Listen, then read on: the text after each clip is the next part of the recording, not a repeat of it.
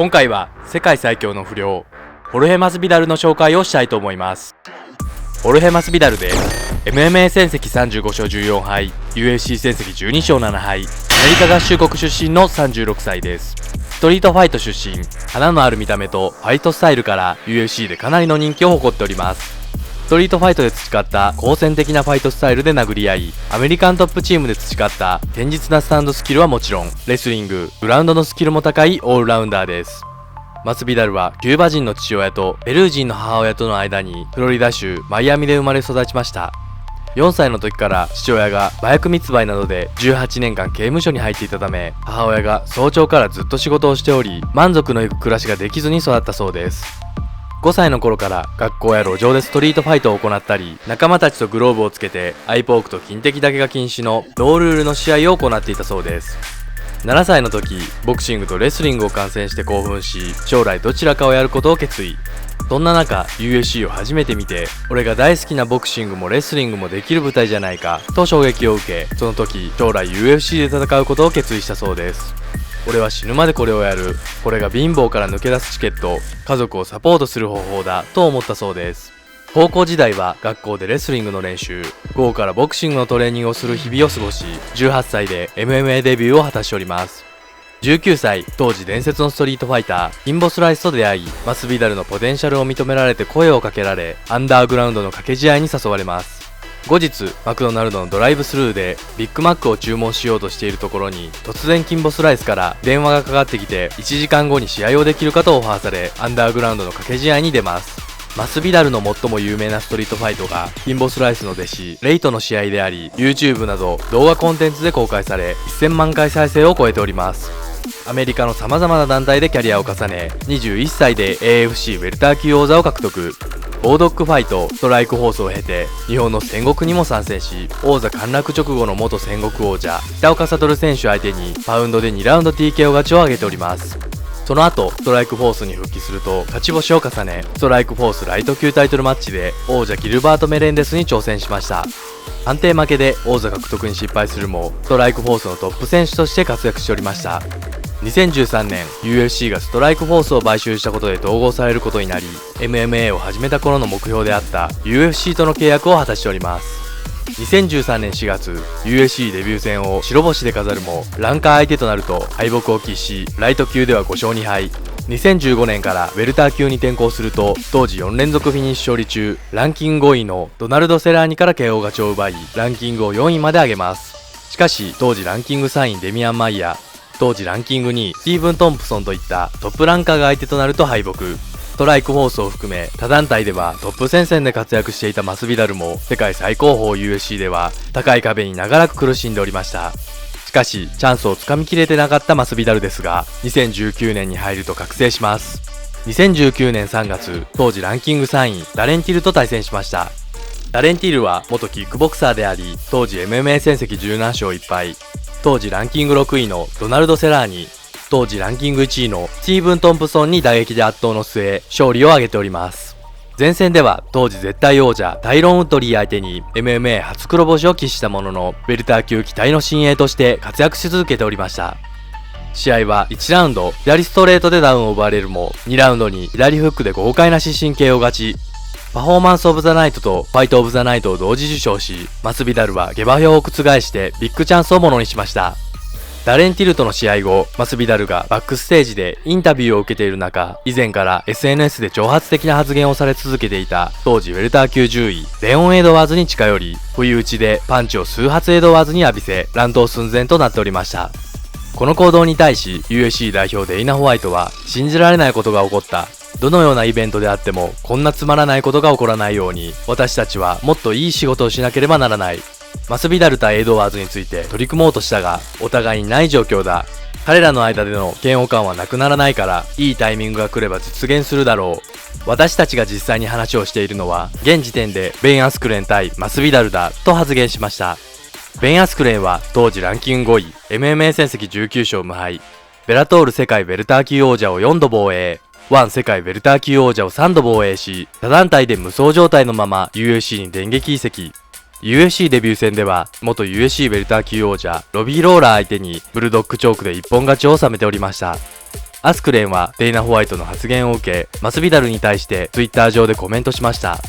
私は USC からこの対戦を持ちかけられイエスと言った。もちろんだっていうのに10秒もかからなかった。今私は彼がおじけづいてその試合をやりたくないんじゃないかと思っている。ホルヘ、もし怖いのなら彼らに言えばいい。もし君が怖いのなら私は他の誰かと戦うことにする。私はフリーだし君もフリーだ。列にはかなりの多くの選手が並んでいる。もし怖くないのであればやろうとコメントしました。するとマスビダルは自身の SNS で、やあみんな、私は帰国してわずかな休暇を楽しんでいる。そして戻ってきたら求愛を受けていたんだ。君たちが知っているかどうかは知らないが、私は2人から受けているんだ。1人はイングランドからで、もう1人は郊外からだ。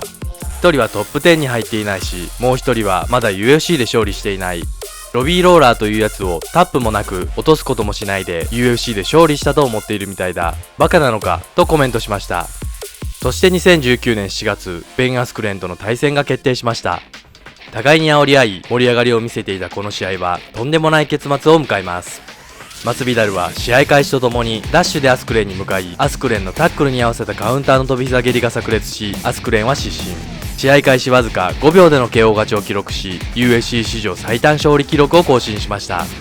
19勝無敗、ベラトール1、2冠王者のアスクレン相手に5秒で KO 勝ちを収めたこの試合は世界を震撼させました。試合後マスビダルは、俺はこの試合を打診された時 UFC に楽な相手を用意してくれたのは嬉しいが、これで一歩後退というわけにはいかない。もっと強い相手を用意してくれるわけにはいかないのかと言った。だが UFC は、いやアスクレンは本物だと言うから、俺は OK、 俺たちの意見は違うようだが、いずれにしても結果は近いうちにわかるさと言っていた。俺はそのことを証明した。俺は世界中のベストファイターと対戦して稼ぎたいだけだ。俺は16年かけてこのポジションにいるからなとコメントしました。試合後、チームメイトのダスティン・ポイエーは、昨晩夕食を共にした時にマスビダルは試合開始早々に飛び膝蹴りをすると言っていたし、飛び膝蹴りを練習している動画も見せてもらったよとツイッターでコメントしました。するとヘッドコーチのマイク・ブラウンは SNS で試合前にマスビダルが飛び膝蹴りを練習している動画を投稿し、作戦通りの飛び膝蹴りだったことを公表しております。この試合は2019年の UFC ノックアウトオブザイヤー、UFC パフォーマンスオブザイヤーを同時受賞し、ホルヘ・マスビダルの世界的人気評価は急上昇し、大きな注目を集めました。2019年8月、マスビダルは UFC241 を現地にて観戦に訪れた際、マスビダルと同じく不良である UFC の悪童ネイト・ディアス対アンソニー・ペティスが行われておりました。結果ネイト・ディアスが判定で勝利し、試合後のマイクで、俺がネイト・ディアスだ。俺がマクレガー戦後3年間休んでいた理由は、どいつもこいつもクソ野郎で俺とやろうとしなかったからだ。ホルヘ・マスビダルなんてこの前いい試合をしただろう。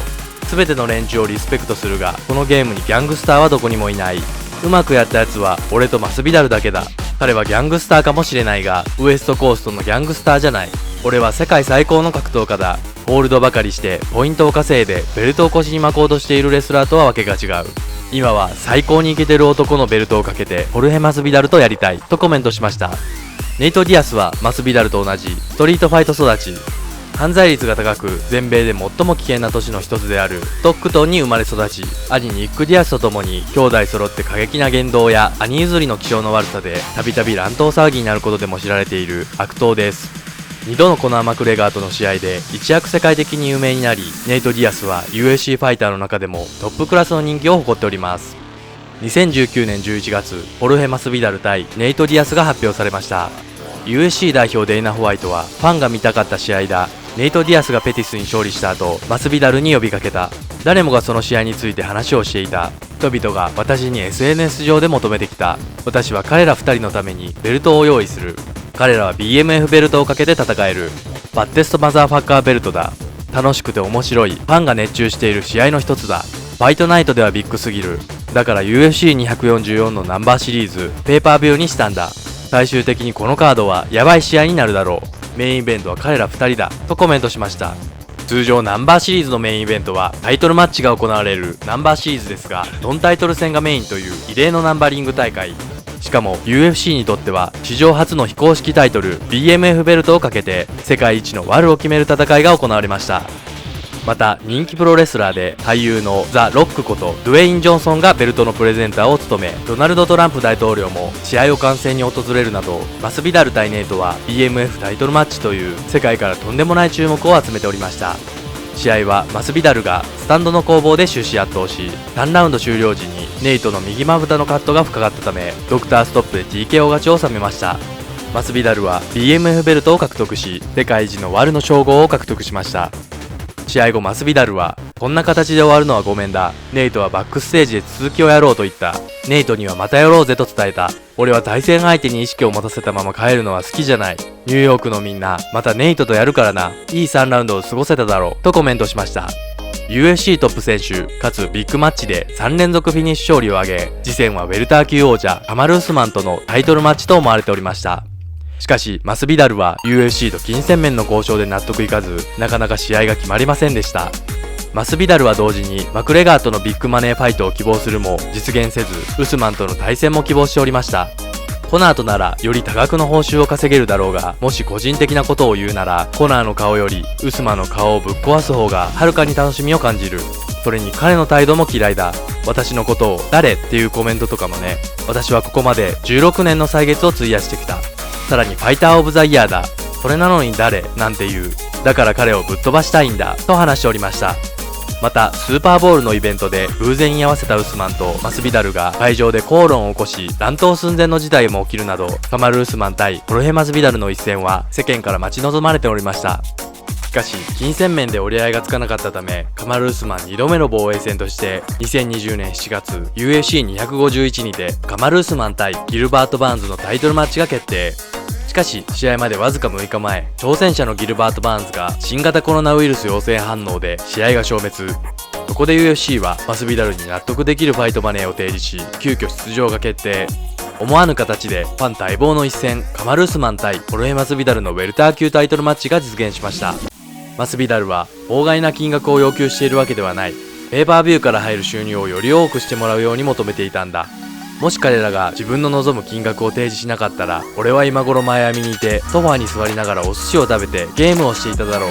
彼らがふさわしい金額を出してくれたからこそ俺は今ここにいるんだと話しました。マスビダルは急遽決定した試合だったことで6日間で体重を約 9.5 キロ減量する必要があったにもかかわらず、ラスベガスから試合開催地のアブダビへ向かうプライベートジェットの中で突然ピザが食べたくなったとして、機長にイタリアのローマへ向かわせてピザを食べながらアブダビへ向かったそうです。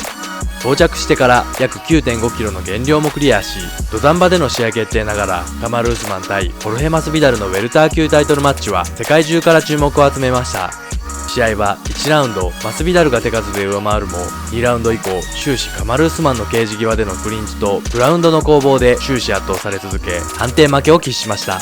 試合後マスビダルは言い訳をするつもりはない。今夜は彼の方が優れていた。ただもっといいトレーニングキャンプをすれば間違いなく彼を超えることができると感じた部分もあった。彼は正々堂々と勝利した。次回彼をどうやって倒せばいいか、すでに頭の中にいいやり方が浮かんでいる。これで奴を倒す方法がはっきりしたよと話しました。ちなみにカマル・ウスマン対ホルヘ・マスビダルが行われた UFC251 のペーパービュー購入件数は130万件だったそうで、2018年10月に行われたハビブ・ヌルマゴメドフ対コナー・マクレーガー戦が行われた UFC229 以降最も売れたペーパービュー件数だったそうで、マスビダルはこの試合でとんでもない大金を獲得したと報じられております。その後、王者カマル・ウスマンは2021年2月 UFC258 でランキング1位ギルバート・バーンズに3ラウンド TKO 勝ちし、ウェルター級王座3度目の防衛に成功。試合後ウスマンは、マスビダルとの前回の試合は準備期間が短いと言い訳が通用した。彼が試合を受けたのはそれが理由だ。彼はずっと練習はしていたが6日前のオファーだったと言っていた。だったら完全なトレーニングキャンプをやらせてやるし、その上で終わらせてやる。彼にやる気はないだろうけどな。間違いない。俺はやりたいことを言ったまでだ。どうなるか見ものだね。とコメントしました。そのような経緯があり、2021年4月24日、UFC261 のメインイベントで UFC ウェルター級タイトルマッチ、王者カマル・ウスマン対ホルヘ・マスビダル2が決定しております。とんでもない強さを見せつけ、UFC ウェルター級史上最長の13連勝を挙げ、現在パウンド・フォー・パウンド2位に君臨している絶対王者カマル・ウスマン。今までビッグチャンスをものにしてきたマスビダルにとっては何としてでも一矢報いたいところです。マスビダルはかつてのインタビューでこう話しております。今の目標は UFC タイトルを取ることだ。カリブ海とラテンアメリカの全ての人たちのためにタイトルを取りたい。ラテンアメリカを代表するような人間が必要だ。誰もが誇れるような人間でみんなと一緒にいる人間。絶対に俺がそういう人間になる。そして引退したらジムを開く。その時までにはたくさん稼いでいるから儲ける必要はないはず。次世代の子供たちにチャンスを与えることに力を注ぎたい。俺のジムは他とは違う。ジムに通う金がない子供にはタダで練習をさせる。それがやりたいんだ。幼い時はヒトトリニダード、オスカー・デラホーヤに憧れていた。多くの有名なファイターたちから影響を受けた。彼らはスペイン語を話して貧しい環境からスタートしている。ここに刺激を受けたんだ。いつか俺がラテンアメリカの刺激になると話しております。以上です。 UFC ファイター図鑑シリーズ11人目はホルヘ・マスビダルを紹介しました。今後も各階級の王者、トップランカーなど紹介していきたいと思っております。いいね評価、チャンネル登録、コメントよろしくお願いします。